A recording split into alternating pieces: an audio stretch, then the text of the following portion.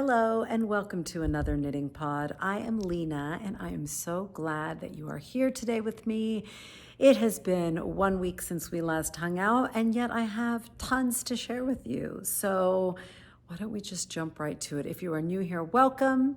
I hope you will hang out and chat about knitting for a little bit. Let's start with something that I haven't shown you in a while. That is the As Friends top by Jessie Maed Designs. I love Jessie Maed Designs for projects that I can have on the go.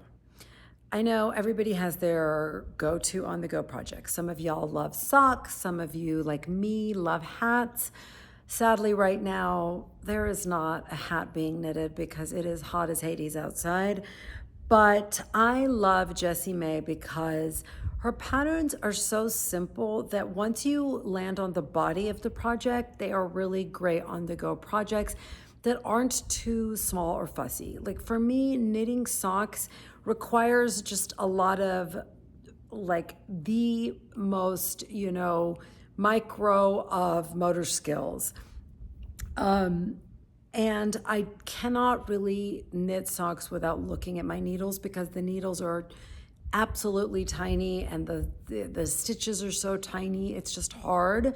So I do like a project on a bigger needle because it's just easy and I can chit chat with friends out in the stands, or if I'm in the car, I don't feel like I'm super tight in my hands. So I like to have a Jessie Maed project. Also, I love ending up with a tank top or something like that. It's just a really good payoff for me. So without further ado, here is my As Friends top. It's a little hard for me to show you right now. I will show you that I am pretty much done with the body. Excuse how much it's rolling because it is in stockinette, and we all know how that goes. I am knitting the straps, and why can't I find the strap I finished? Doop-a-doop-a-doo. Let's see here. Oh, here we go. Okay, so here's strap one. Dun, dun, dun, dun. So what I did differently, I chatted about this, so I'm not going to belabor the point, but I did a provisional cast on because I really struggle with hitting the right length on pieces when I'm knitting a bottom up sweater or top of any sort. So this is a strategy to kind of help with that. I do a provisional cast on, and then I think I did about 9 or 10 inches, and then I split for the front and the back as directed in the pattern. And then I will go back, and when I can try this on properly, when all the straps are done and connected, I can definitely ensure that I get the length that I need. I always tend, when it's a bottom up, I feel like it's a big struggle hitting that sweet spot between cropped and frumpy looking. If it's too long, I think there's just this awkward length that can happen. If it's too short, obviously, if you don't want that cropped look, it's going to be kind of a pain that you're always having to layer it with a tank top. That's where I tend to struggle. So this is a way to kind of save yourself that energy. And I've said it before, provisional cast on with a barber cord just makes your life so easy because all you have to do is pop your needle in, slide all those stitches on. You're not like picking up stitch by stitch, because if you do a provisional cast on the old-fashioned way with a strand of yarn, you will find that your stitches almost disappear. They will collapse into that yarn, and you have to literally fight for every single stitch with like a tiny needle. It is a huge pain. When I have done a provisional cast on that way, it is absolutely the least convenient thing. The one caution I will make, and this is a live and learn situation, when I did this provisional cast on, I started it far too close to the end of this. And then when you've got 100 and some odd stitches, it's really hard to move that cord to pull it out. So make sure you leave a good amount at the end and start, even this is probably not enough in my opinion, maybe a good 8 inches. Because what happened is while I was kind of manhandling my knitting, the barber cord slipped and several stitches fell off. And I put a stitch marker where I lost a stitch or two so that when I go back and put these on, I can make sure I have those stitches mounted at the right spot. I hope all of that made sense. So, you know, one thing about knitting that I love is if you're a perfectionist, it's a really good therapeutic tool for perfectionists because there's just no knitter on the planet that can never make a mistake. So you're inevitably going to have to deal with mistakes, and learning to deal with them without freaking out or worrying is a really good thing. It's a really good life lesson. So for me, when I got to the point where I had to split for the front and back panel, first of all, I found myself, because this was my on-the-go project, I was just really reluctant to get to the point where I had to split because I knew then I would have to stop, get out the pattern again, think, use my brain. I don't even remember what size I cast on sometimes because it could be anything from an extra small to a large because it just depends on how I want a garment to fit. This I cast on, I ended up figuring out a medium because I wanted that much ease. I did not want a fitted garment. So by the time I did you have to bind off some stitches for the underarms, I was doing it in the car while I was waiting for one of my kiddos, and I did not have the right stitch count. And so that's frustrating. But as Stephen West says, you just keep on knitting, kitten. You do not let your being off worry you. You just sneak in extra stitches or you take out a few stitches, and that is that. And it is not a big deal. Nobody is going to know except you, and you also will forget. So I definitely was doing some sneaking of stitches out and maybe in on the back panel to get to the right stitch count, because what you don't want is to have a right and left side that aren't symmetrical. So before you start that, the side shaping, you definitely want the even stitch count. So fuss with it before you make that division. That's all I'll say about that. Like, I made sure and did the decreasing at the underarm so that nobody's gonna know. And if you think about it, Stephen West designed some of the most intricate, complex shawl designs you could ever imagine. And if it's okay to fudge it here and there with his shawls, then certainly you can sneak that rule in and use it across the board on your knitting. So I finished one side of the shaping. I am on the other side. I haven't picked this up in a hot second because once I got done with this and I started this and I was kind of craving something different. I'm not a big fan of straps and small things like that because it's this constant like back and forth. You knit across, you have to turn it, you purl across, you have to turn it. So I haven't picked this up since last weekend. If I had focused, I could have finished this by now. But that's just not the kind of knitter I am. I definitely am the kind of knitter that I want to prolong the obligatory knitting as long as possible. I want to live in the passionate space where I'm feeling the urge to work on something. This I will come back to, and because I'm not forcing it, it won't be a pain when I do it. The only, good thing about forcing yourself to do it all at once is I think we get into a rhythm with a pattern shaping portion where this is like the same thing for all 4 straps, and then you're gonna graft it together at the top.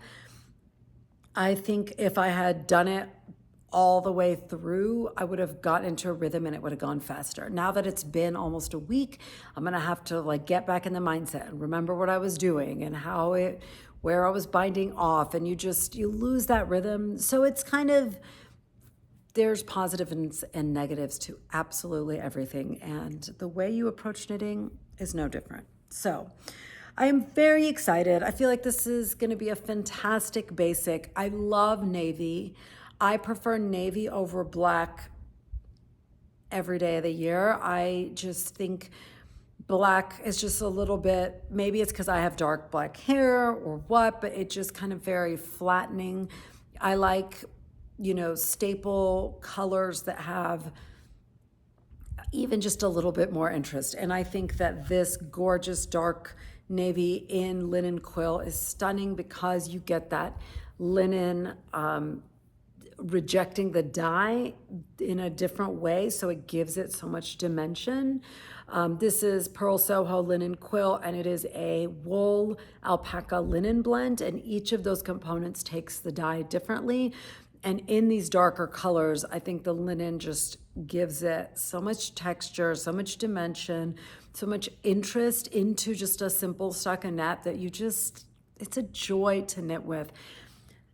I mean, I don't know how many, you could compile clips of me saying how much I love linen quill, and it would be really ridiculous because I love it so much that I tend to just go on and on about it. So I will not, but if you haven't tried it, if you don't live in the US, you are forgiven because paying shipping for anything like that is silly, or not silly, but I ain't going to do it. But if you live in the US and you haven't used linen quill, come on, give it a try. Okay, so that is my As Friends tank. I love it so far. I have another one. I love to use stash yarn and a pattern that I have in my library. It just feels like I'm snatching, magical knitting out of the thin air. We don't have to talk about the fact that I did buy both of those things at one time, but when you use it again and you get extra use out of a pattern, it just feels like a hack or a cheat for life. So anyway, that's that. Let's hope that it is blocked and, on me, on my person next time we meet. I'm loving this piece and I haven't lost joy in it. So I think I will get there easily. There's still that piece I haven't shown you guys because it's still not blocked.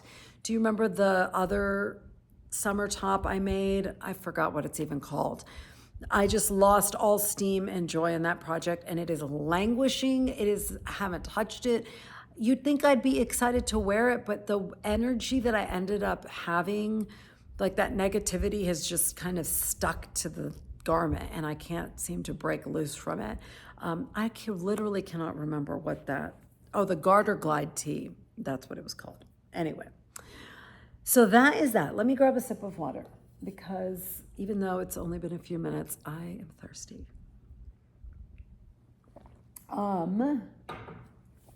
My favorite thing I'm working on right now is my book club cardigan by Sari Nordlund. I've been talking about it for a few weeks, but y'all, I was so worried about this cardigan, because I was worried sometimes when something appears very complicated at first, you pull back the curtain and it's actually not complicated, it's just very repetitive, and in that repetition, it actually can turn very boring and tedious.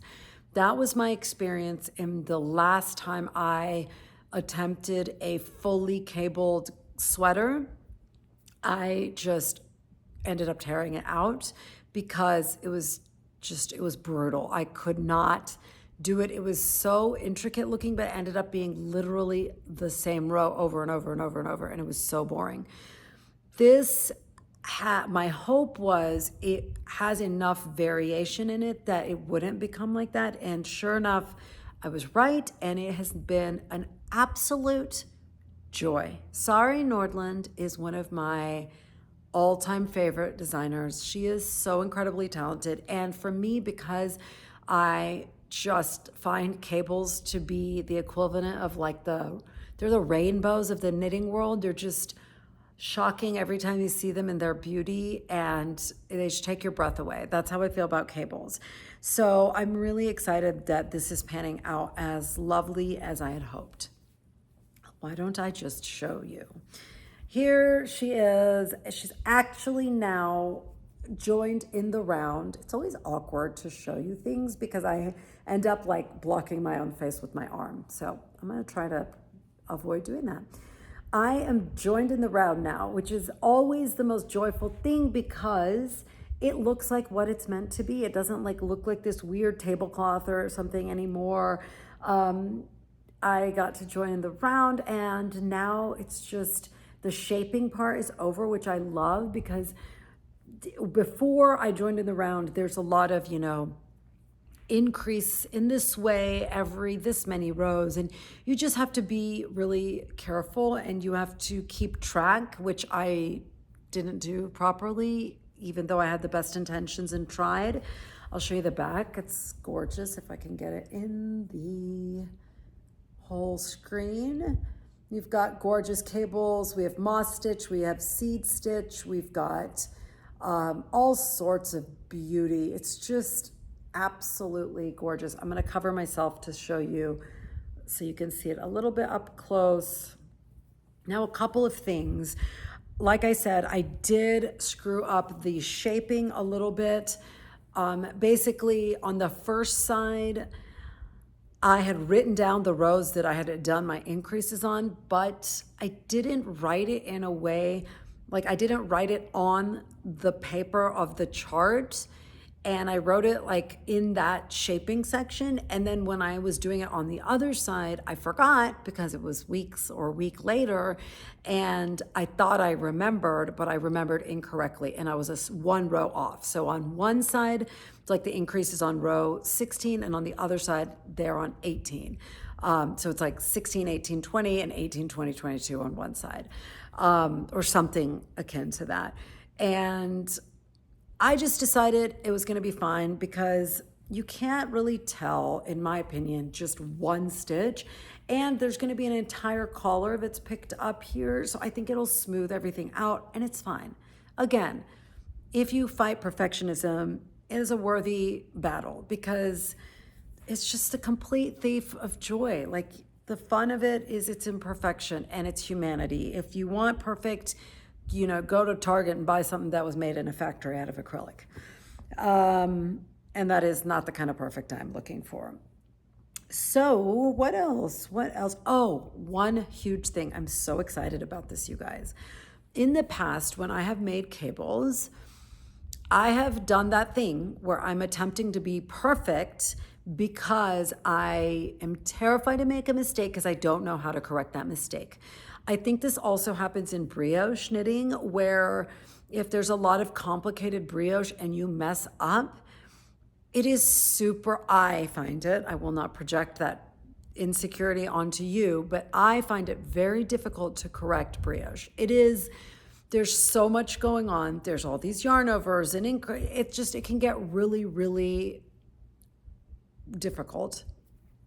And in the past, when I've made cable mistakes, I've literally had to give it to my friend Jessica and have her fix it because I'm just like, I don't know how to fix this. In this cardigan, I found that I made a mistake. I can remember exactly what it was. Right here, these are these beautiful, I don't know if these are antler cables that are just stacked or what they would technically be called, but obviously one leans in one direction and one leans in another. And in twice now, I've accidentally found later that I had done the wrong cross. So one way and then the other, I did both one way just because I was kind of going on autopilot, I guess.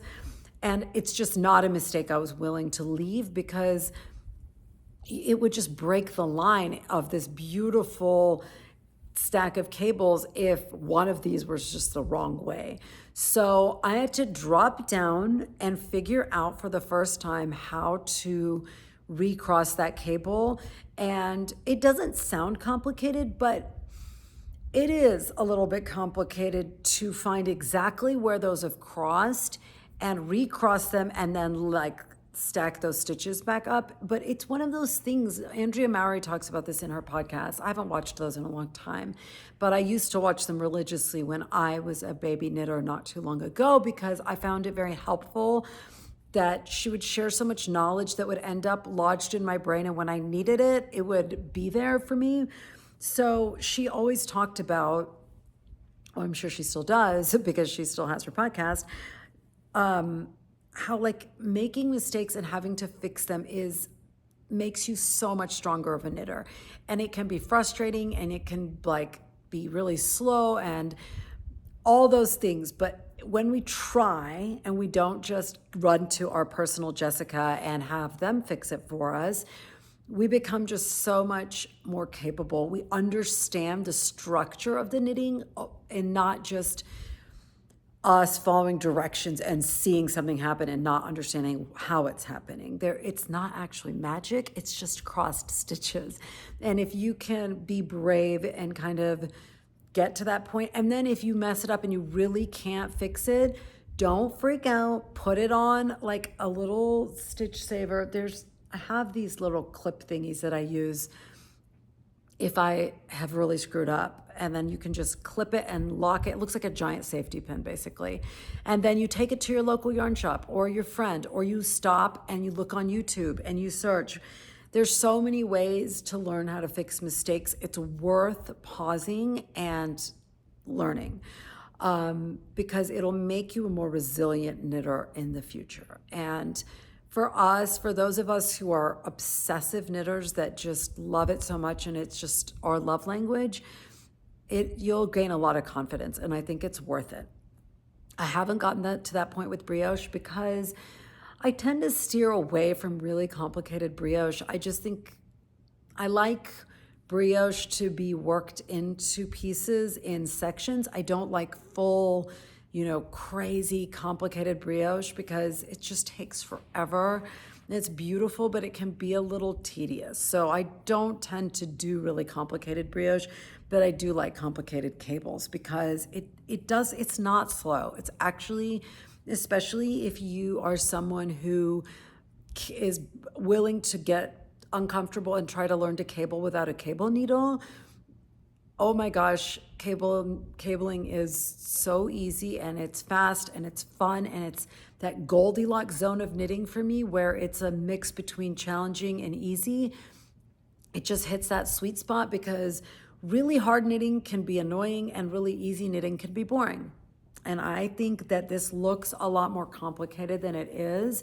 And if you are drawn to this, be brave and try a Sari Nordlund pattern.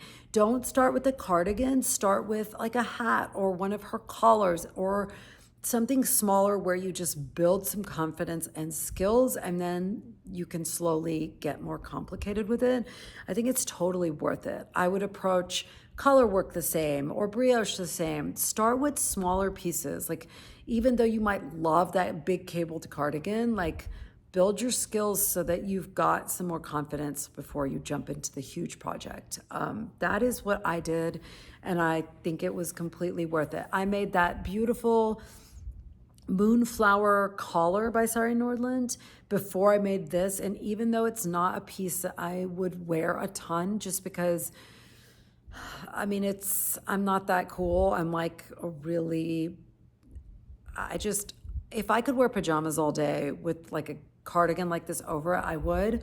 I don't love like getting dressed and being stylish and wearing trench coats. And I think those collars look a lot cooler when you layer them, and you're just a better dresser than I am.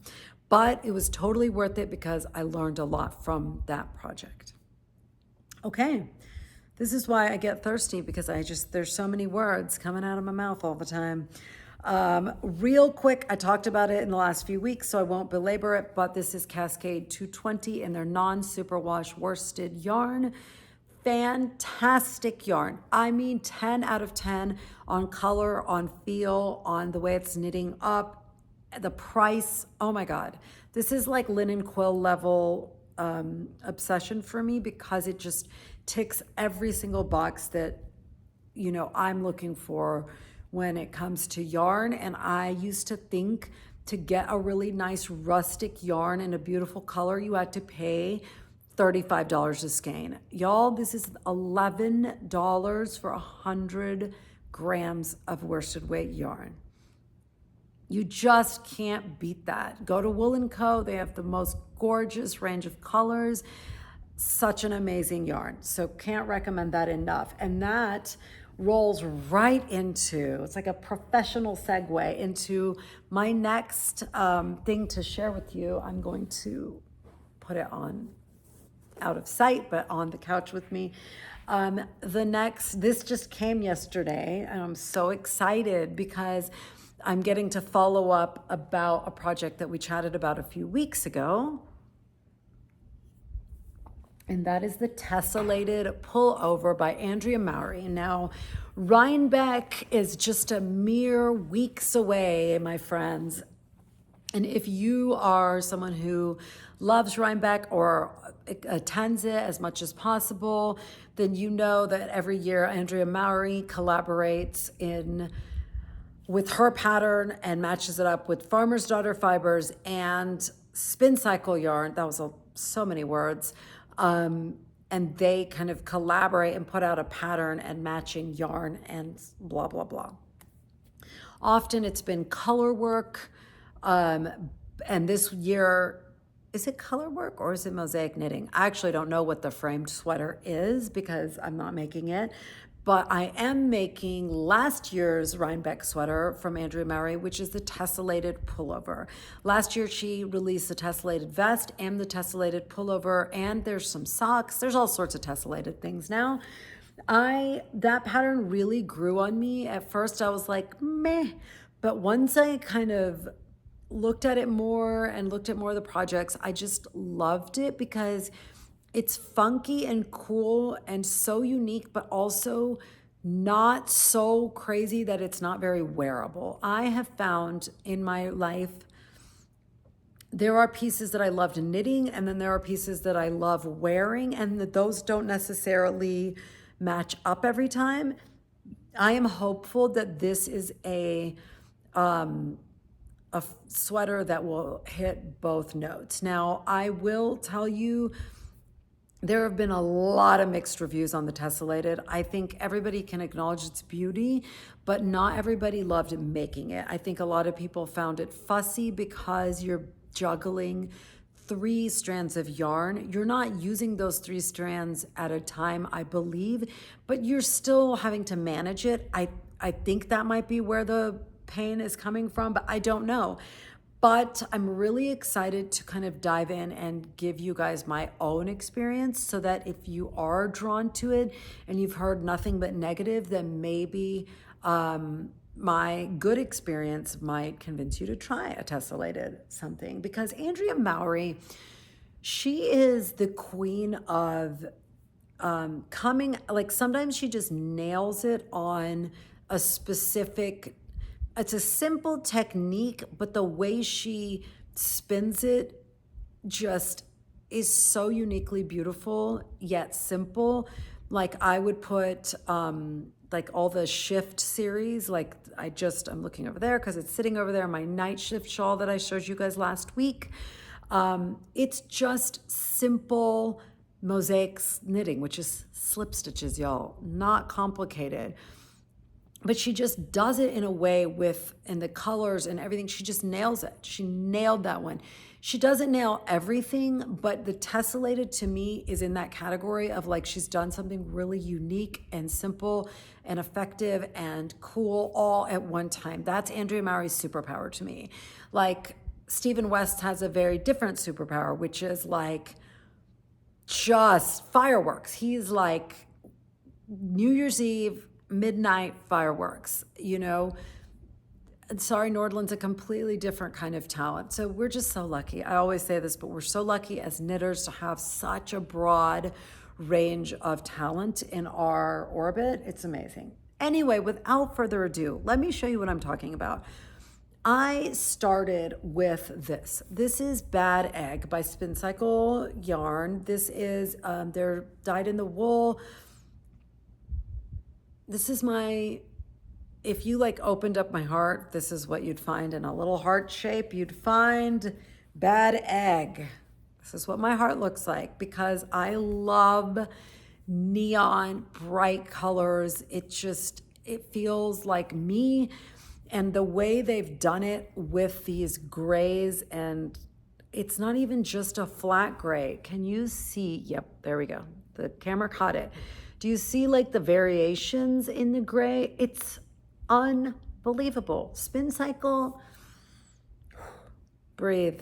Otherwise I'll fangirl out too hard on this stuff, but I love this yarn. However, I didn't have confidence that I was going to be able to build a palette for the Tessellated Pullover because it is 3 yarns. Now, I think I am good at putting colors together. But it's not just like a gift that it's just like, oh, grab, grab, grab. Look at this beauty. Like when Stephen West does that in his videos, I'm sure he has thought all these things out really, over days and days, but it looks like he's just pulling things together and it's so easy.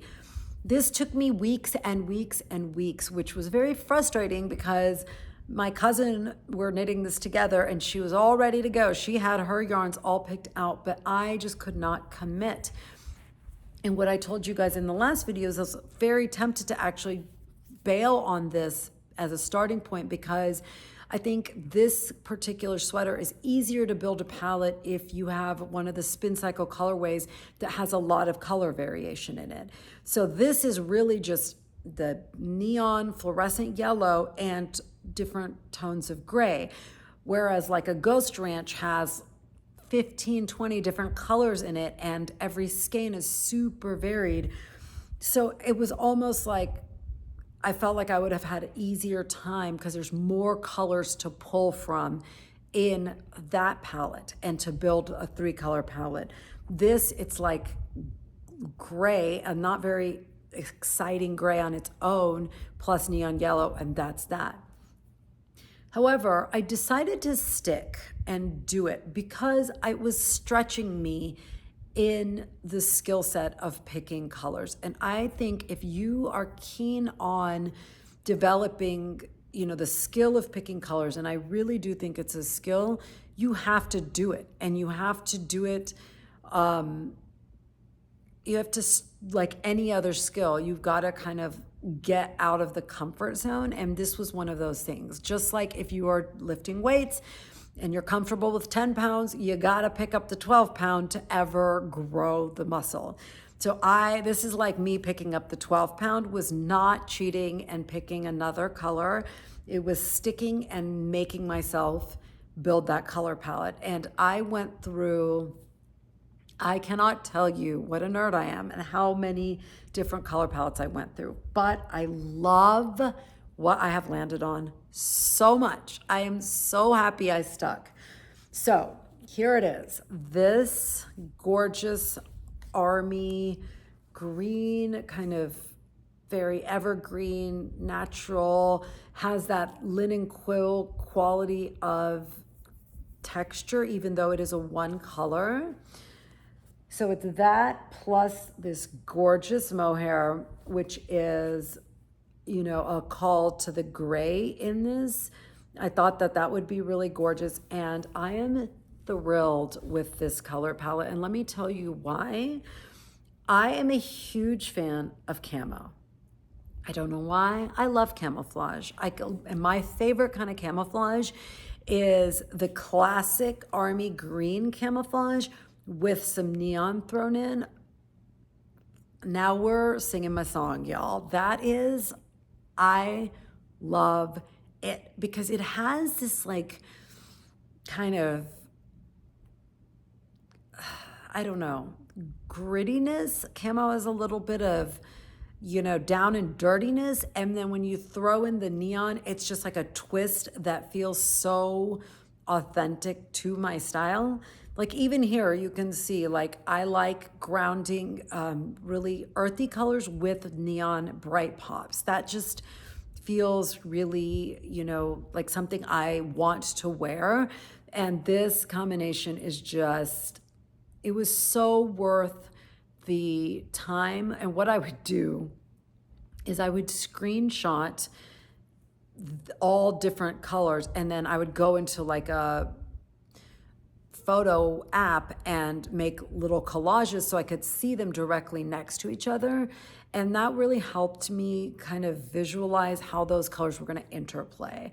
It's hard, even if there are 3 pictures on a screen separate, it's hard for me to visualize how they will play together. But putting them in a like photo collage, to me, it's like the next best thing to being in person at a yarn store, putting a color combination together. So this is where I've landed. I am thrilled. I cannot wait to swatch this. I am going to finish the As Friends top and then I will swatch this. That's kind of my methodology for keeping myself accountable. since I am someone who has several projects, usually like up to 4 projects going at once, I like to finish one before I rotate another in. That way I'm not like, oh my God, I have 8 projects and I'm so overwhelmed and nothing is getting done. I like to keep it manageable and hold myself accountable. So this is going to be a reward for finishing that. So I won't even let myself swatch for this until I do that, which will get done this weekend, I think. So let me just tell you real quick, I feel like I've rambled about these colors. Let me tell you what colors I ended up picking.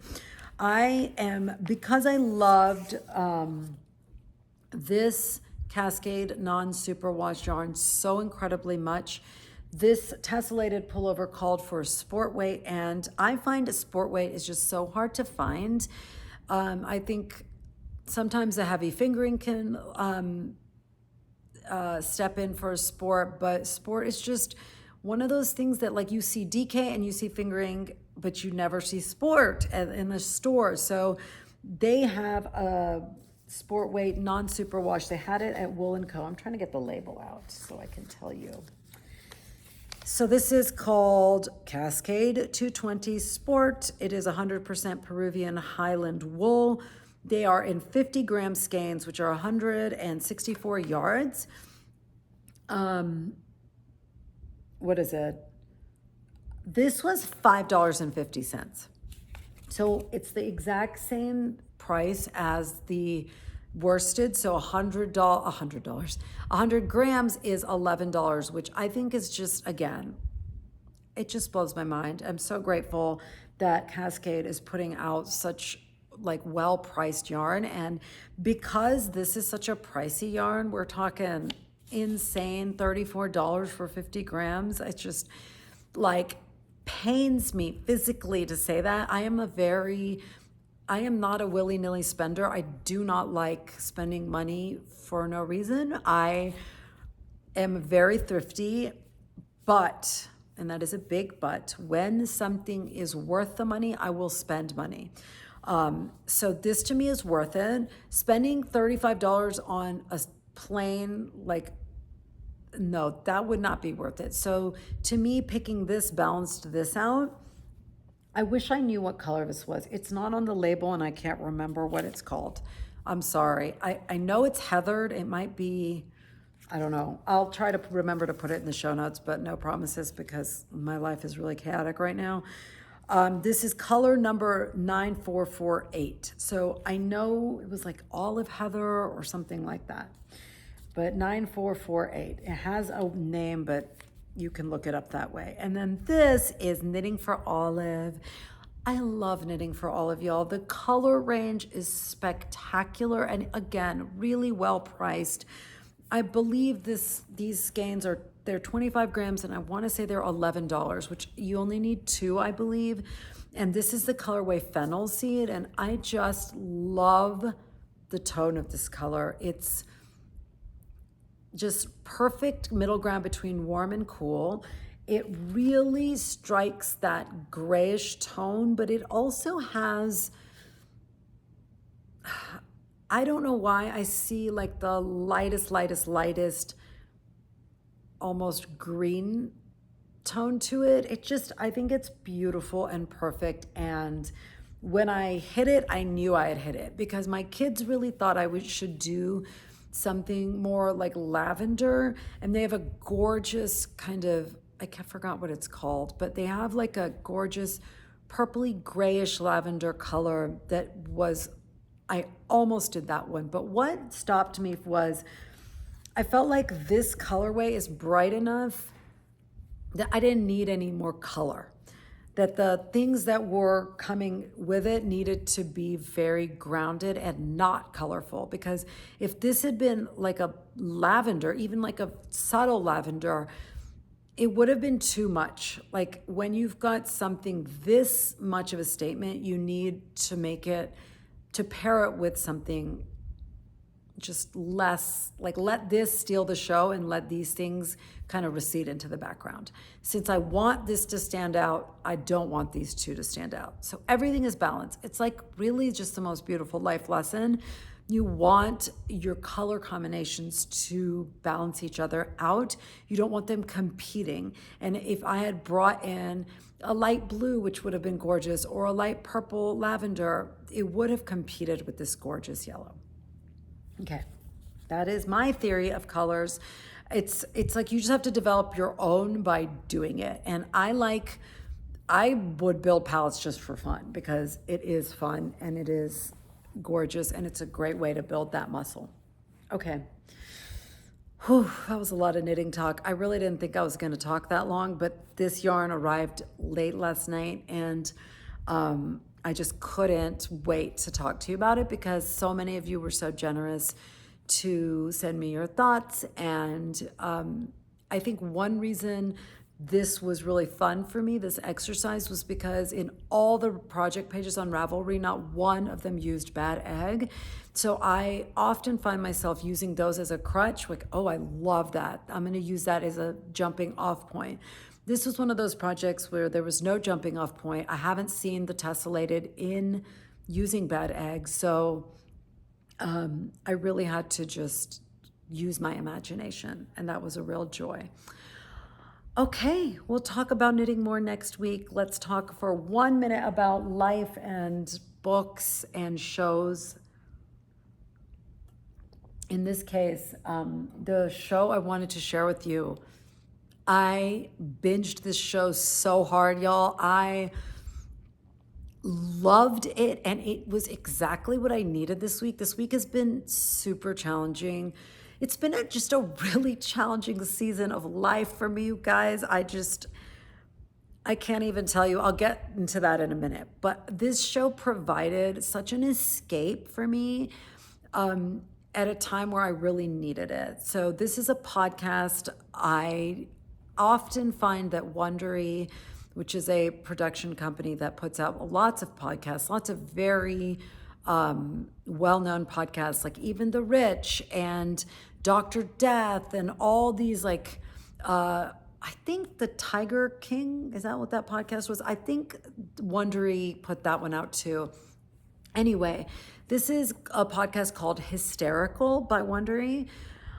It was phenomenal. I could not stop thinking about it. I just couldn't wait to just know the story. And it's just so well done, so well researched. I was entertained. I learned stuff. I was creeped out. I laughed. Everything. The music was incredible. The audio, like the guy that presents it has nailed his way of presenting. His voice is phenomenal. Y'all, 10 out of 10 across the board. Go listen to it. I love podcasts, but they rarely just knock it out of the park. There have been a few, and I've shared the ones that since I started podcasting with you.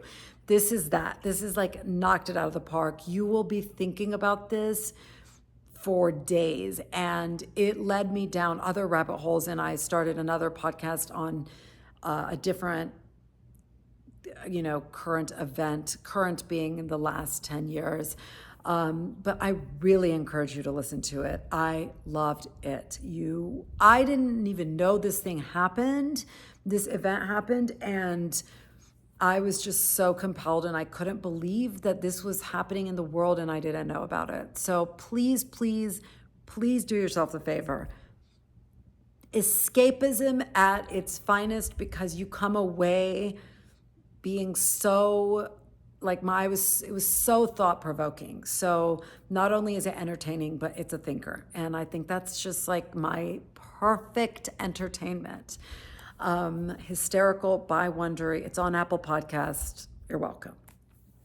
I finished, what was it called? It was so good. And The God of the Woods. I almost said Into the Woods, but I knew that was wrong. God of the Woods by Liz Moore. I can't remember if I told you I finished it last time, but if I didn't, it was, again, one of the best books I've read in a long time. Please read it. I don't remember what I said last week. I apologize. But I finished it, and because when I read a book that's that good, it's really hard for me to follow it up with another book because inevitably it's going to disappoint. It's very rare that when you read a book that's that great, that the next one isn't going to disappoint you. It's just like, you can't help it. It's even the best authors, you can't keep knocking them out of the park the way she did with The God of the Woods. So I was happy to find a podcast because there's just not as much pressure. Like, you didn't pay for it. You can stop listening to it at any time. But I guarantee you will love this podcast. I did download a book not a while ago, like a week ago, because Libro FM, where I like to buy my books, my audio books, because they buy audiobooks and support local bookshops rather than Amazon, which is Amazon, like Kindle, Audible, that is. I like to support Libro FM, and once in a blue moon they have a sale, and this book was on sale, so I bought it because I've heard it was reviewed, just rave reviews. It is a memoir, which I'm not like a huge memoir person, but this book is pretty good. I like it so far. I'm not binging it, but it is good. It's very thought-provoking and interesting. It is The House of Hidden Meanings by RuPaul.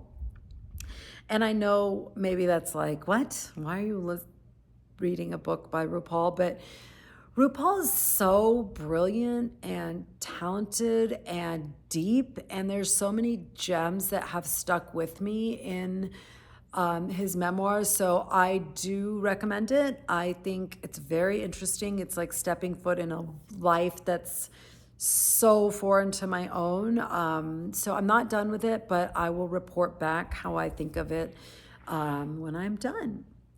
But there are true gems in that book, so much wisdom to be found, and I love a book with wisdom in it.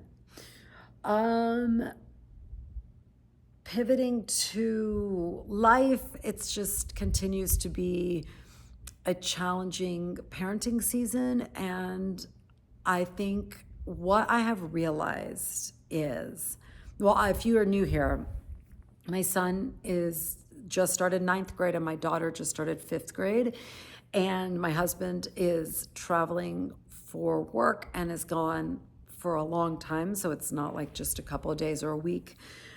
So it's very much single parenting, so that's always challenging, especially, I tell you what, I love my dogs, but 2 big dogs are the equivalent of like a 5-year-old. So I feel like I have 2 kids and a 5-year-old because there's so much work, so it's just a lot, and I think it's very taxing sometimes, and I think when we're just physically taxed, we just have a shorter, not fuse, but it makes it harder to be as emotionally open and present when you're already physically tired. And I find myself kind of in that spot. But I also just find I struggle, and I don't know if this is a universal thing with parents, but I find it so much harder to tolerate my children's struggles than it is to tolerate my own struggles. Like, I can remember going through very similar things to what my 15-year-old is going through. And yes, they're hard, but it's so much harder to watch your kid struggle through those things than it is to struggle yourself. And I just think, first of all, we love our children so much that we don't want them to hurt. We don't want them to struggle. And yet I know for a 100% fact, which there are a few of those in life, but 100% I know with my whole being that there is no growth without struggle. There is no change for the positive without pain and chaos. There is no becoming a stronger person, becoming a more grounded person, becoming a wiser person without struggle. Everything I am proud of being is because I struggled. And yet, why can't I tolerate that struggle for my kids? Why is my first instinct to throw a bucket of water on that fire and solve the problem, when I know the best thing for me to do as a parent is stand by and hold the space and not freak out and not solve the problem? The struggle is the beauty of life. And then we'll have the next season will be, the beautiful flower is blooming, the butterfly has emerged, and you get a place of peace for a while. But there's always a price to getting to that next level where things are calmer and more steady, and that is living through the struggle. And I have asked myself this over and over and over, and I finally think I figured out what it is. I don't know if you guys know the author and spiritual, thinker Eckhart Tolle, but he is so incredible. And I have read so many of his books, and I've always found him to give me the greatest peace in times of difficulty. And I came across a quotation from him. I'm not reading the quotation. I could have, but I forgot to pull it up. But basically what he's saying is, of course, apologies. She is a buffoon. She will bark at her own reflection in the window.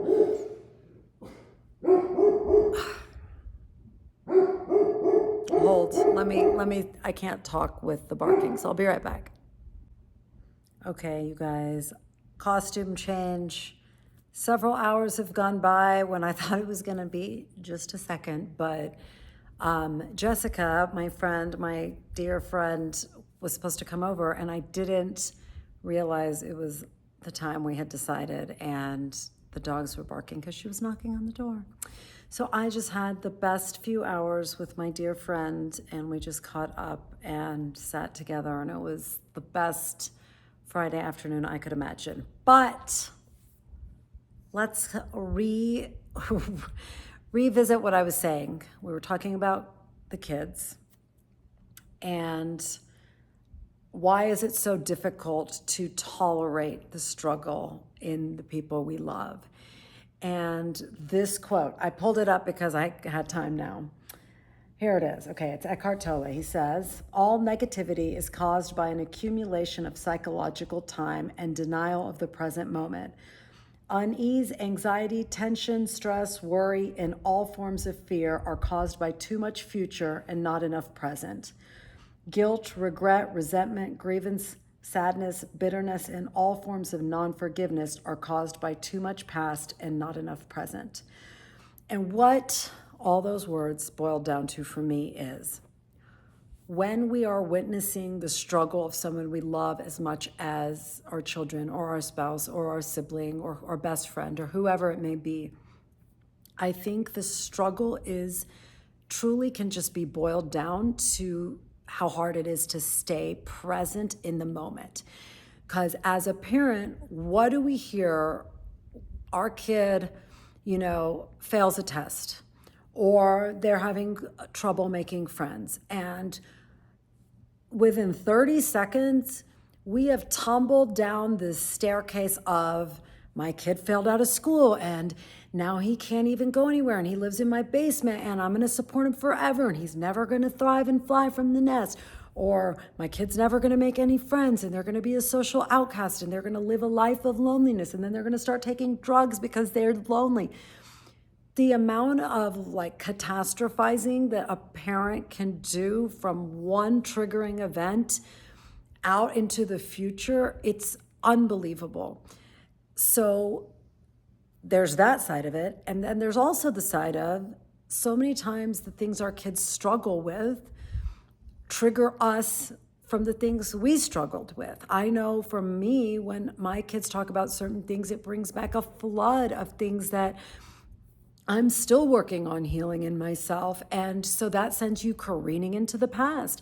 So here you are in this moment with this incredibly vulnerable person that's looking to you for guidance in this moment, and you're speeding off into the future and speeding back into the past. And you can't even see, I'll put it in my terms, I can't even see the moment in front of me and what would be the most useful to this person in this moment.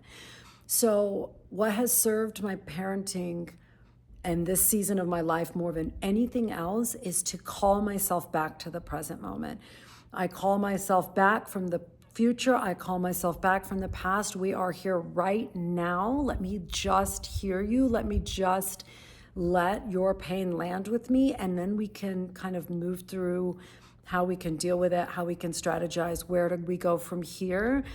But the calm that comes from not letting yourself catastrophize from this one instigating event to every bad thing that could ever happen, it's a game changer. So I did want to share that hot tip with you. It's less a hack and more truly the hard work of constantly reminding yourself to be present and don't let your deepest fears for your children and your deepest wounds from yourself overtake the present moment. And it's like the simplest sounding thing, number one. And number two, it's probably the hardest thing. And number three, if you can actually pull it off, even like 15%, even just the awareness of it is life-changing. I have found it absolutely transformative for my own peace of mind and in my ability to be useful to my children. So that is what I wanted to share with you about this moment, all the reflection I've done. This is what I have found to be the most helpful. And if it's helpful to you in any way, then I'm glad, because we're all in the same life together. I think it's so easy to think of like all the different trappings of our lives. They might look different, but we all have the same feelings. We all have the same struggles. We are all dealing with the same stuff. So I never know if any of these things land, but I hope even if it helps one of you get through a tough day, that would mean absolutely everything to me. So anyway, excuse my costume change. I was so hot and in that sweater, and I just wanted to be comfortable with Jessica, so I put on sweatpants and a t-shirt. And I thought you wouldn't mind if I came as I was back to you guys. So anyway, that is all I have for you this week. It was much longer than I anticipated. I hope you have a lovely week next week. I might be taping a day or two early, so keep an eye out for a podcast because next week is Labor Day, so we have a holiday and we're traveling, so it'll definitely be out. I will definitely be visiting with you, but it might be a day off in either direction. I hope you have a lovely weekend. Happy knitting, be well, and I will see you soon.